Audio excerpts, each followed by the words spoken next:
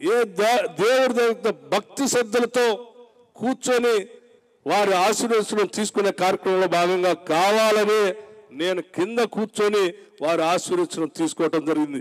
ఎందుకంటే నా మనస్ఫూర్తిగా మనసు నిండా ఉన్నటువంటి ఆ పేదలకు ఇచ్చేటువంటి ఇళ్ల కళ నిజమైనందుకు వారికి ప్రత్యేకంగా కృతజ్ఞతలు చెప్పుకోవడం కోసం నేనే కావాలని అక్కడ చిన్న పీట మీద కూర్చొని వారికి మనస్ఫూర్తిగా నిండు మనసుతో ధన్యవాదాలు చెప్పే కార్యక్రమంలో నేను ముందుకు వెళ్ళాను. కానీ దురదృష్టం, సరే ఆ చిన్న ఫోటోని తీసుకొని రాష్ట్రంలో చాలామంది ట్రోల్ చేశారు. వారందరికీ నేను సహృదయంతో కృతజ్ఞత తెలియజేస్తాను. నిజమే, మీరు మనసుకి కష్టపడి ఉండొచ్చు, కానీ ఇది ఎవరో కావాలని చేసినటువంటి కార్యక్రమం కాదు. నేను ఈరోజు రాష్ట్రంలో ఉప ముఖ్యమంత్రిగా ఈ రాష్ట్ర ప్రభుత్వాన్ని శాసిస్తా ఉన్నాను.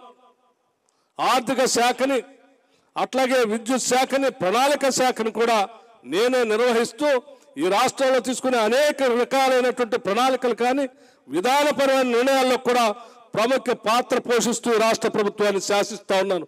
నేను ఎవరికో తల వంచేవాడిని కాదు, ఎవరో పక్కన కూర్చోబెట్టేవాడిని అంతకంటే కాదు, ఆత్మగౌరవం చంపుకునేవాడిని కాదు, ఎవరికి కూడా ఆత్మగౌరవం కిందికి తీసుకొచ్చే కార్యక్రమం కూడా చేసేవాడిని కాదు.